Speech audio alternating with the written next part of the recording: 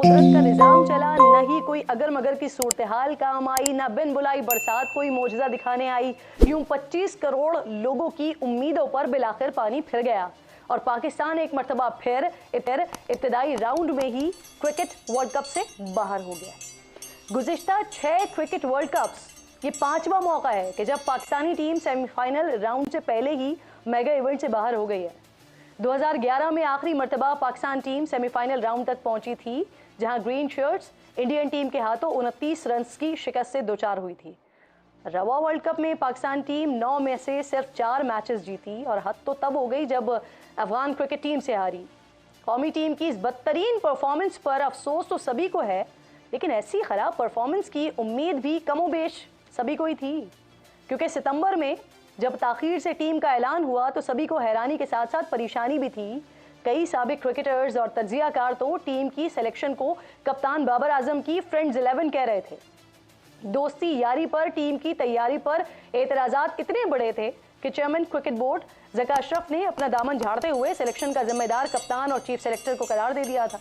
जवाब में team selection का ऐलान करने वाले चीफ सेलेक्टर इंजमामुल हक ने टीम की बुरी परफॉर्मेंस का मलबा उठाने से इनकार तो नहीं किया, लेकिन इसमें क्रिकेट बोर्ड के मुबर्रा होने के मौक़िफ़ को रद्द भी किया।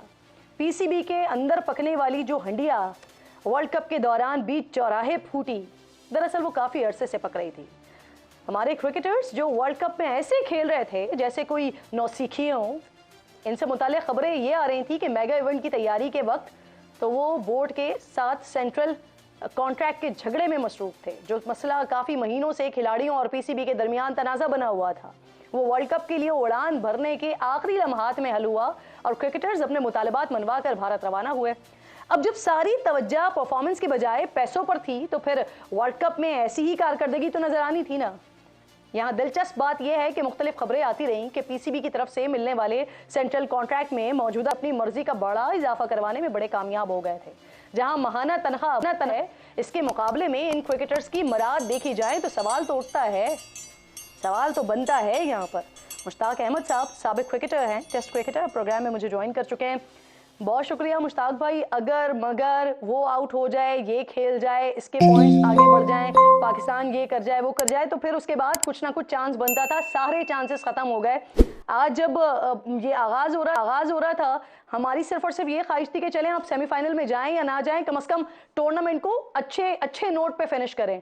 बाबर भी ये कह रहे थे कि बड़े गेम प्लान के साथ हम मैदान में उतरेंगे, तो ये गेम प्लान था जिससे आज मैदान में उतरे हैं ये।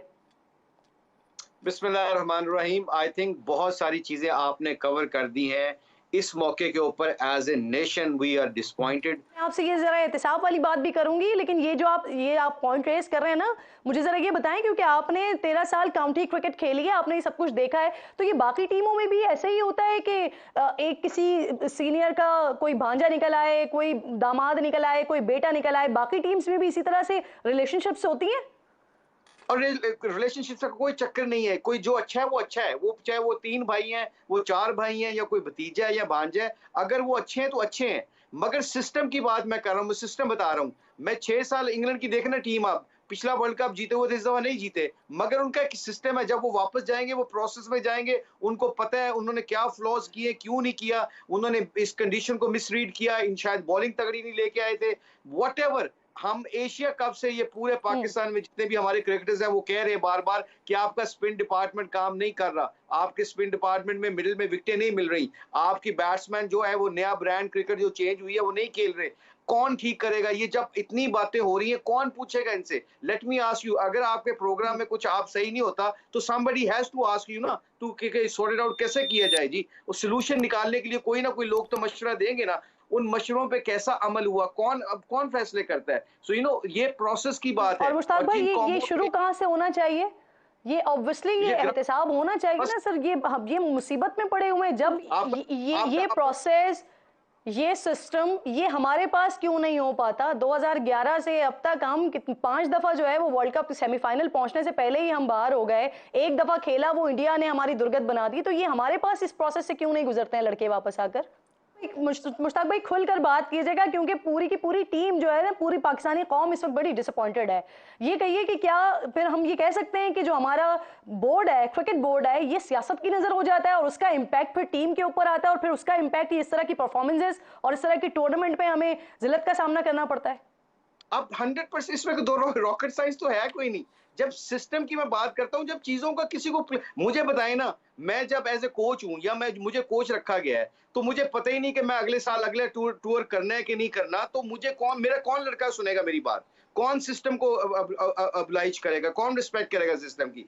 जब चीजें शफल होती हैं, देखे बात सुने, किसी भी चीज को develop, can you grow a tree in a day? तो आप दरख्त एक दिन में उगा सकते हो? टाइम लगता है, उसको बनाना पड़ता है, आपका विजन होना चाहिए। मैं कह रहा हूं ना कि मैं फिर coming back to that point, उन्होंने 4 साल 6 साल पहले कहा था कि हमने अपना ब्रांड क्रिकेट चेंज करना है, मॉडर्न क्रिकेट खेलनी जी है। तो उसके लिए क्या जी करना पड़ेगा? ऐसे जी। लड़कों को सेलेक्ट करना पड़ेगा जो मॉडर्न क्रिकेट खेल सकते हैं। ऐसे बंदे रखने पड़ेंगे जो आपके हम्म। व्हाइट बॉल क्रिकेट डिफरेंट है, रेड अच्छा, बॉल के डिफरेंट है। मुश्ताक भाई कैप्टेंसी पर भी पूरे टूर्नामेंट में थ्रू आउट बहुत ज्यादा क्वेश्चंस उठते रहे।